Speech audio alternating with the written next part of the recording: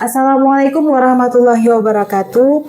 Berjumpa kembali dengan saya Guru Penggerak Angkatan 11 Kota Banda Aceh, SD Negeri 21 Banda Aceh. Pada video kali ini saya akan melakukan demonstrasi kontekstual modul 3.1 pengambilan keputusan berbasis nilai-nilai kebajikan sebagai pemimpin. Dalam kesempatan ini saya akan melakukan wawancara dengan dua kepala sekolah. Yang pertama Bapak Saiful Munir SPD, yang kedua Kepala Sekolah SD Negeri 70 Bapak Munawar SPD MSI. Selamat menyaksikan. Assalamualaikum warahmatullahi wabarakatuh. Waalaikumsalam. Bagaimana kabar Bapak hari ini? Alhamdulillah sehat. Kebetulan saya JBP Angkatan 11 SD Negeri 21 Kota Banda Aceh ada tugas untuk melakukan wawancara dengan kepala sekolah dengan modul 3.1 tentang demonstrasi kontekstual. Yang kali ini saya akan mewawancarai Bapak selaku kepala sekolah SD Negeri 21 tentang tugasnya tentang pengambilan keputusan nilai-nilai dilema etika atau bojokan moral. Pertanyaan yang pertama, selama ini Bapak bagaimana Bapak dapat mengidentifikasi kasus-kasus yang merupakan dilema etika atau bojokan moral? Baik, terima kasih Saudari Imelda, Ibu Imelda. Syukur alhamdulillah, saya senang karena Ibu termasuk salah satu JBP Angkatan 11 pada tahun 2024 ini dari sekolah kita sendiri. Mengenai pertanyaan Ibu tentang bagaimana cara saya mengidentifikasi suatu kasus yang merupakan dilema etika atau bukan moral. Bagi saya berpegang pada pengalaman yang pernah saya dapatkan, tidak hanya pada kasus dilema etika. Untuk sebuah kasus yang sedang saya hadapi itu saya identifikasi terlebih dahulu latar belakang dari kasus tersebut. Kemudian yang kedua, pelaku atau siapa-siapa yang terlibat dalam kasus tersebut. Ini termasuk kasus dilema etika. Yang ketiga, alasannya atau sebabnya kenapa. Kemudian setelah itu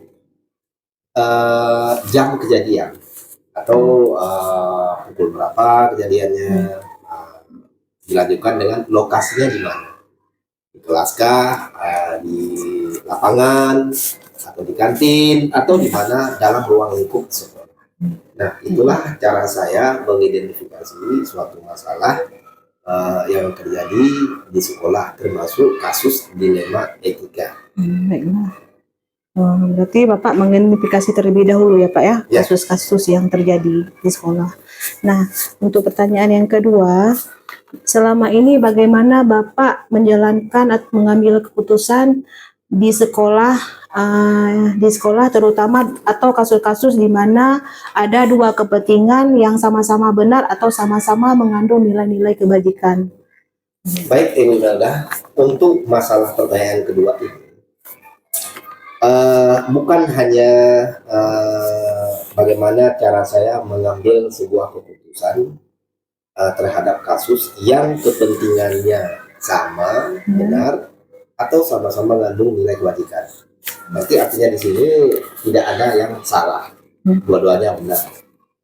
Dalam kasus seperti ini, itu pertama kita lihat di antara dua yang sedang bermasalah ini, mana yang lebih urgent, mana yang lebih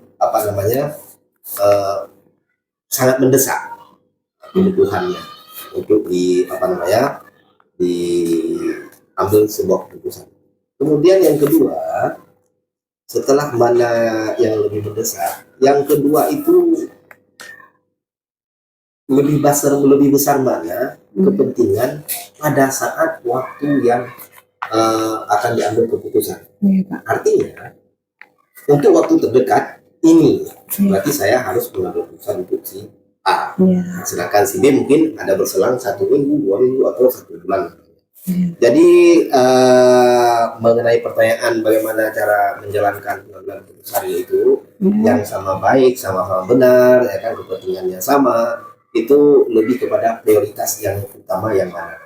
Nggak mungkin dua-duanya sudah kepentingannya sama, benarnya sama, prioritasnya juga sama, tidak mungkin. Ya seperti itu. Berarti lebih yang prioritasnya yang terpenting, Pak ya, yang diutamakan. Nah, yang kedua, yang ketiga, langkah-langkah atau prosedur seperti apa yang biasa Bapak lakukan selama ini, Pak? Kalau ditanya prosedur langkah seperti apa untuk setiap kasus, itu prosedurnya yang pertama ya seperti di awal pertanyaan kita tadi, setelah kita identifikasi masalahnya, latar belakangnya, siapa tersangkanya, siapa yang terlibat, di mana kejadian itu langkah-langkah prosedur selanjutnya saya menunjuk tim kecil, di mana dalam tim ini saya harus benar-benar menunjuk orang yang kompeten atau yang berpengalaman terhadap kasus yang sedang dihadapi. Tim kecil ini bisa berjumlah 2 minimal atau lebih. Yang paling penting adalah bagaimana cara mereka bekerja sama menyelesaikan masalah ini, kemudian melaporkan ke saya, baru kita duduk bersama untuk diambil sebuah keputusan. Berarti menunjuk ya tim kecil ya Pak ya, sekitar 1 atau 2 guru Pak ya yang menemukan untuk menyelesaikan masalah. Nah, yang pertanyaan yang ketiga, hal-hal apa yang selama ini Bapak anggap efektif dalam pengambilan keputusan pada kasus-kasus dilema etika? Yang paling efektif itu adalah saat terjadi sebuah kasus dilema etika, itu bertanya langsung pada siswa yang sedang mengalami kasus tersebut. Jadi itu lebih efektif. Dan jangan ketika ada laporan tentang kasus dilema etika, jangan diabaikan atau ditanggapinya, kemudian diabaikan, belum tidak langsung dilaksanakan atau diteliti atau diselidiki.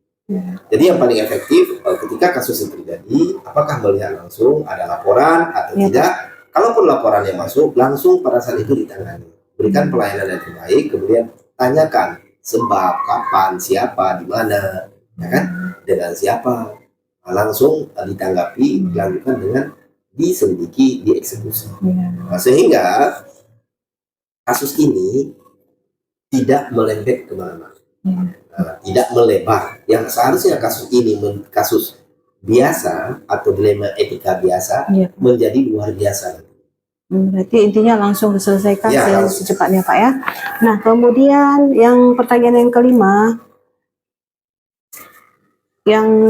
selanjutnya, apakah Bapak memiliki sebuah tata kelola atau jadwal tertentu dalam sebuah penyelesaian kasus dilema etika? Apakah Bapak langsung menyelesaikan di tempat atau memiliki sebuah jadwal untuk menyelesaikannya? Nah, bentuk atau prosedur seperti apa yang Bapak jelaskan? Kalau ditanya apakah saya punya jadwal untuk menyelesaikan sebuah kasus, sepertinya tidak. Tapi bukan berarti tidak ada yang terjadwalkan. Kenapa tidak? Saya katakan kasus ini kan terjadinya kita nggak tahu kapan. Kemudian kita nggak tahu sampai batas kapan kita harus menyelesaikannya. Yang kedua, kenapa saya bilang ada yang terjadwal, itu mungkin, dan ada yang harus diselesaikan kapan, itu kasus-kasus yang memang dihadapi itu ada kepentingan di depan yang merujuk pada tanggal memang si yang bermasalah ini atau sedang berkasus ini, siswa yang berkasus ini harus selesai sebelum tanggal tersebut. Ada seperti itu. Kemudian kalau ditanya apakah saya langsung menyelesaikan di tempat, tergantung kasusnya apa. Kalau kasusnya memang memungkinkan penyelesaian di tempat, ya saya laksanakan, saya lakukan. Itu lebih bagus, lebih baik. Tapi kalau tidak memungkinkan dikarenakan ada faktor-faktor lain yang kira-kira kalau kita menganalisa ke depannya akan menjadi sumber masalah, maka selain berusaha menyelesaikan di tempat dan tidak bisa, saya akan menyelesaikan dengan tim saya yang saya bentuk atau dengan bertukar pikiran dengan orang-orang yang memang berkompeten untuk masalah yang sedang saya. Nah, berarti tidak terjadwal ya Pak ya, tergantung kasusnya. Tergantung kasusnya. Kemudian Yang pertanyaan selanjutnya, adakah seseorang atau faktor-faktor apa yang selama ini mempermudah atau membantu Bapak dalam pengambilan keputusan dalam kasus-kasus dilema etika? Untuk masalah apakah ada seseorang yang membantu saya Ya, selama ini mempermudah, itu tergantung juga. ya, Ya, kadangkala memang ada orang yang membantu kita, padahal orang tersebut belum kita tunjuk untuk menjadi bagian dari tim kita. ya, Cuma dikarenakan dia ada di saat di lokasi kejadian, ya, pas waktu kejadian, dan dia paham tentang apa yang terjadi, dan dia berpengalaman tentang apa yang terjadi untuk menyelesaikannya, ya, maka bisa dianggap orang tersebut membantu saya untuk mudah menyelesaikan masalah tersebut. Kemudian faktor-faktor yang menyebabkan saya mudah untuk mengambil sebuah keputusan dalam kasus-kasus dilema etika adalah yang pertama, penanganannya. ya, Pak. Ketika kasus terjadi, respon kita yang cepat Ya, itu membuat sedikit lebih mudah untuk menyelesaikan kasus tersebut. Kemudian setelah respon yang kedua, ya, orang yang menangani kasus tersebut, orang yang kita tunjuk, orang yang Ya. saya tunjuk. Kalau orang yang tepat, orang yang berkompeten, orang yang punya pengalaman tentang kasus dilema etika yang sedang dihadapi, ya, Pak. maka itu akan sangat memudahkan tugas saya untuk mengambil sebuah keputusan. Jadi kalau salah saya menunjuk orang, Ya. salah saya menempatkan orang tersebut, maka akan jadi bumerang buat saya sendiri. Betul. Jadi saya rasa hal-hal tersebut menjadi faktor yang membuat saya mungkin sedikit lebih mudah untuk mengambil sebuah keputusan dalam kasus dilema. Terima kasih. Kemudian pertanyaan yang selanjutnya, nah dari semua hal yang telah Bapak sampaikan, pembelajaran apa yang dapat Bapak petik dalam pengalaman atau mengambil keputusan dalam dilema etika?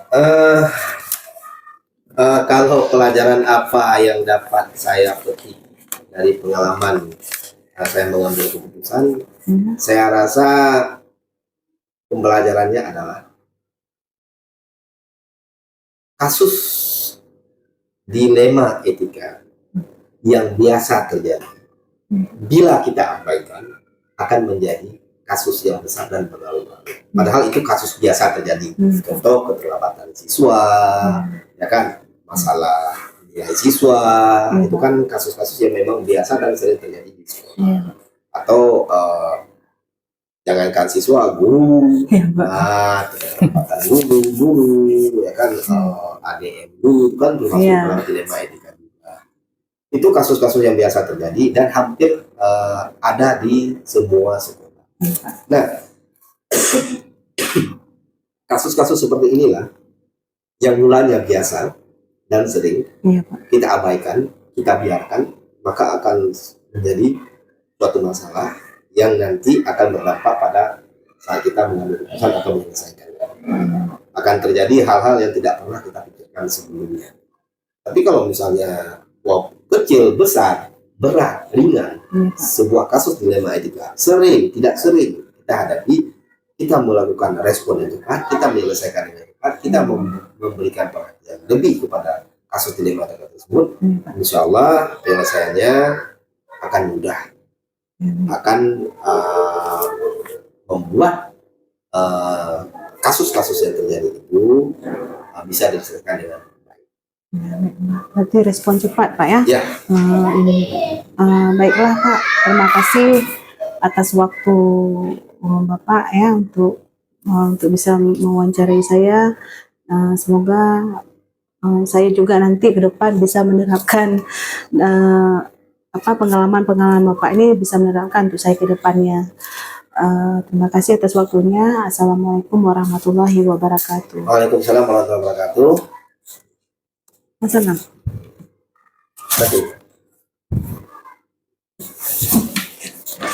kasih, Pak. Assalamualaikum warahmatullahi wabarakatuh. Waalaikumsalam. Perkenalkan, nama saya Imada, saya CGP Angkatan 11 dari SD Negeri Kota Banda Aceh, SD 21 Banda Aceh. Nah, bagaimana kabar Bapak hari ini? Alhamdulillah sehat. Dengan Ibu Imelda ya. Iya, Pak. Baiklah, kami calon guru penggerak ada tugas untuk melakukan wawancara dengan kepala sekolah. dengan modul 1.3 tentang demonstrasi kontekstual. Yang kali ini saya akan mewawancarai Bapak tentang pengambilan keputusan berbasis nilai-nilai dilema etika atau bujukan moral.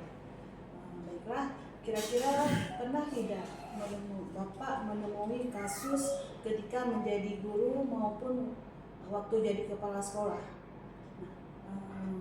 Baiklah, dengan pertanyaannya yaitu, selama ini bagaimana Bapak dapat mengidentifikasi kasus-kasus merupakan dilema etika atau bujukan moral Di sekolah ya? Iya, Pak, di sekolah. Baik, mungkin begini. Di sekolah kami memang di SD Negeri 70 Kabupaten Medan. Di sini ada yang guru yang non muslim, ya kan? Nah, guru olahraga Pak Isker Francisco Borutu, beliau adalah beragama Nasrani. Mungkin di situ di awal-awal saya kemari kita bisa melihat, saya sendiri bisa melihat mungkin ada sedikit. Saya sendiri sebagai kepala sekolah awal-awal kemarin mungkin ada melihat sedikit kesenjangan, bukan agak sedikit seperti yang judul ini tadi dilema etika dalam keseharian kami bergaul. Di situ mungkin agak sedikit kami awal-awalnya agak ganjal ya. Cuman setelah saya lihat beberapa bulan di sini, setelah itu saya menyampaikan kepada guru-guru bahwa kita di sini dalam lingkungan belajar tidak ada perbedaan dalam melaksanakan kegiatan proses pembelajaran di sekolah. Semua kita sama, baik itu karena ini bukan masalah keimanan, ini masalah proses pembelajaran di sekolah. Kita harus sama katakan, kita samakan dengan ini. Mungkin itu salah satu awal-awalnya saya lihat.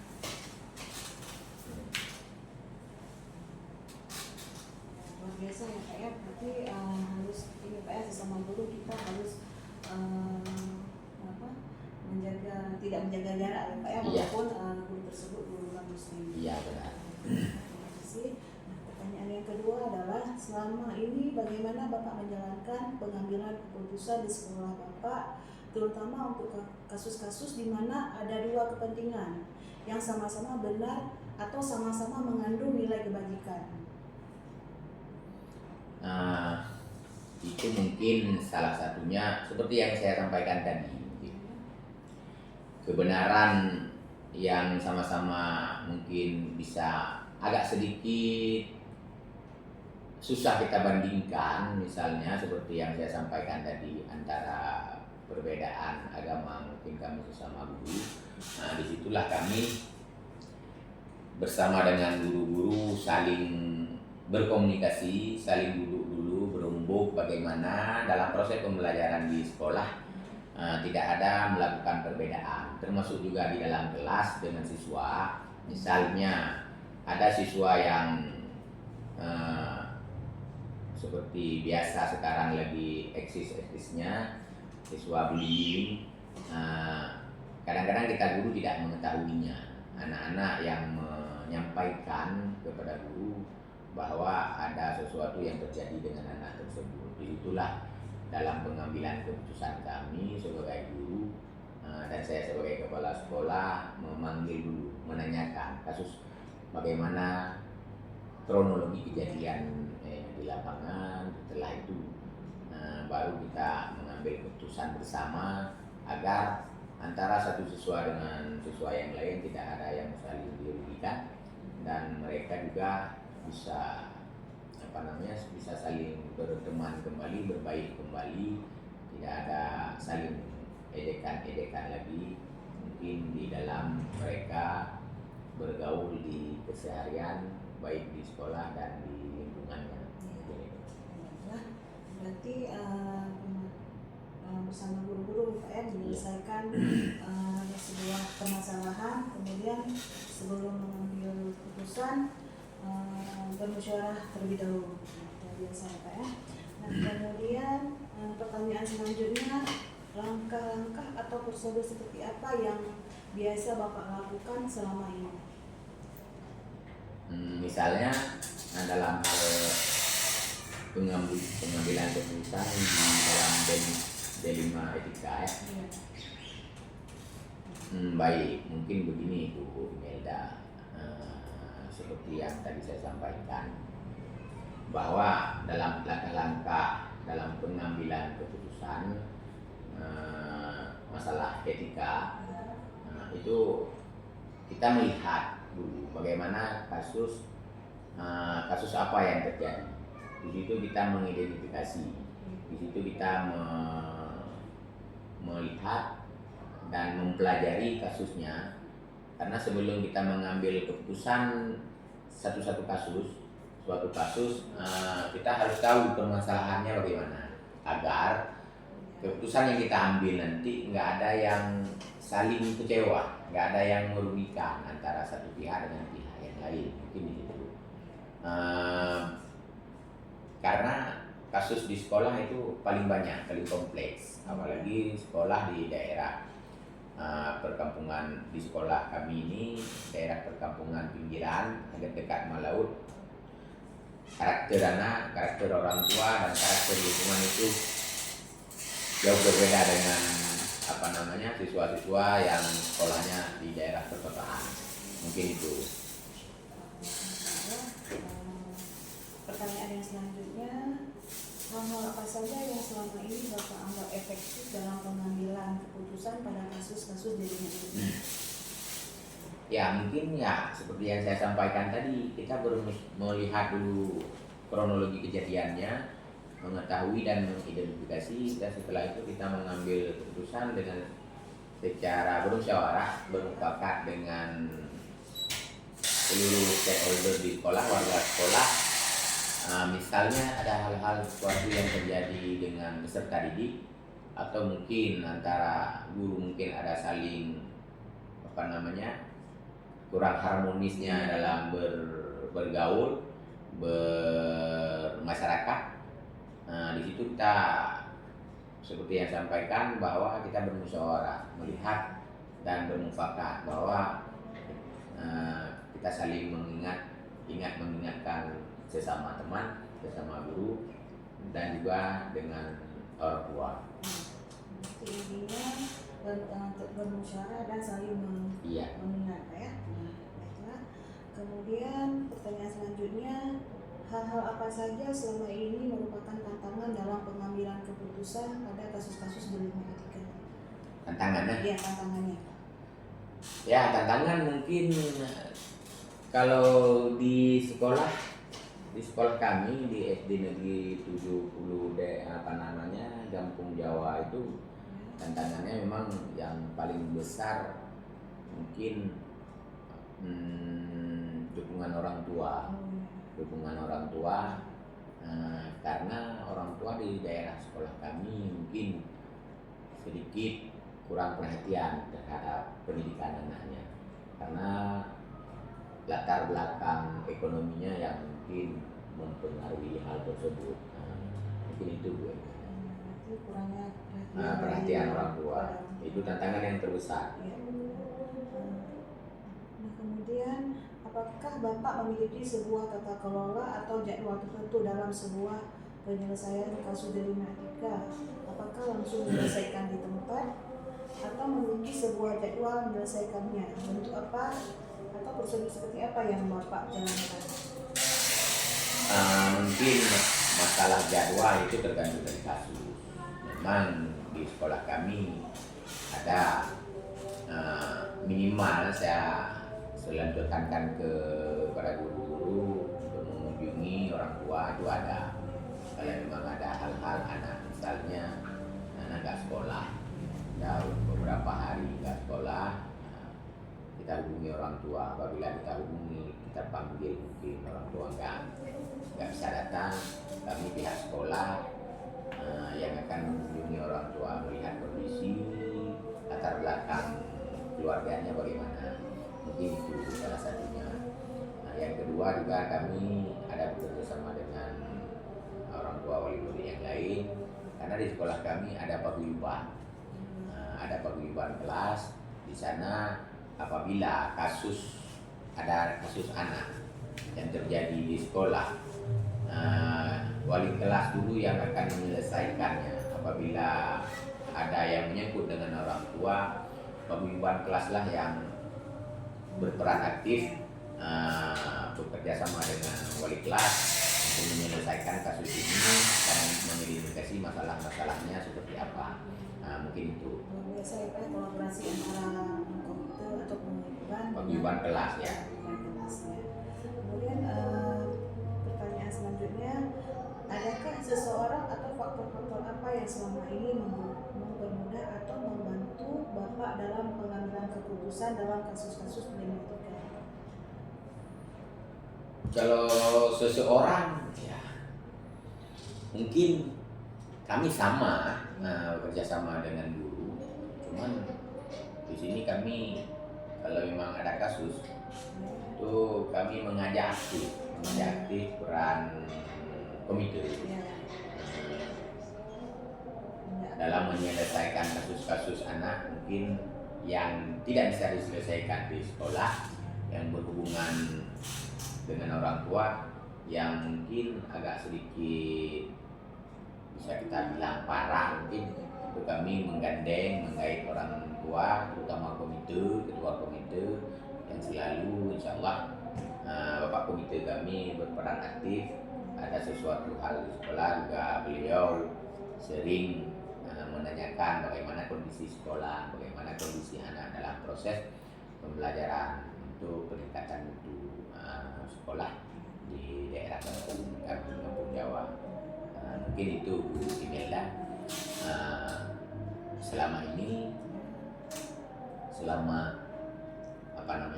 saya jadi kepala sekolah, saling bekerja sama dengan seluruh guru, warga sekolah, termasuk anak-anak, dengan orang tua, dengan komite, dan dengan mungkin ada organisasi-organisasi yang sering mengunjungi kami. Misalnya ada paguyuban di organisasi di sekolah, di lingkungan sekolah, dalam bagaimana kami peningkatan guru dalam menyelesaikan misalnya ada masalah-masalah seperti ini.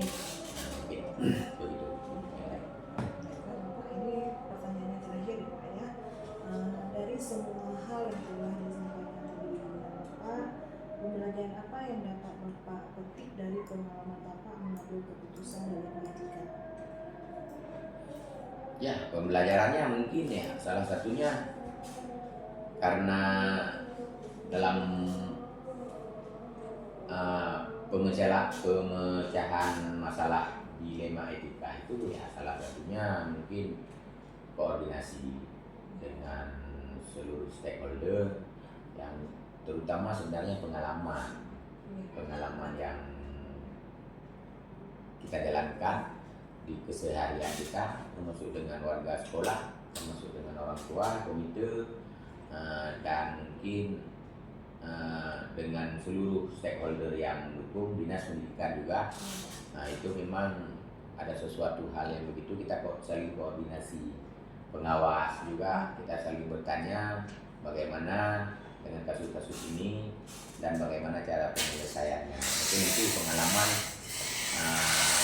yang utama. Yang kedua adalah koordinasi dan konsultasi dengan sesama warga sekolah dan stakeholder lainnya. Mungkin itu ya. Jadi ini Pak ada kerjasama juga ya Pak dengan dinas pendidikannya juga Pak ya. Nah itu nomor satu. Nomor satu ya Pak ya. Terima kasih Bapak atas waktunya. Ini juga pembelajaran untuk saya luar biasa ya Pak ya. Keputusan yang Bapak ambil dalam kebajikan sebagai pemimpin. Nah, terima kasih. Saya akhiri dengan wabillahi taufiq wal hidayah. Wassalamualaikum warahmatullahi wabarakatuh. Waalaikumsalam warahmatullahi wabarakatuh.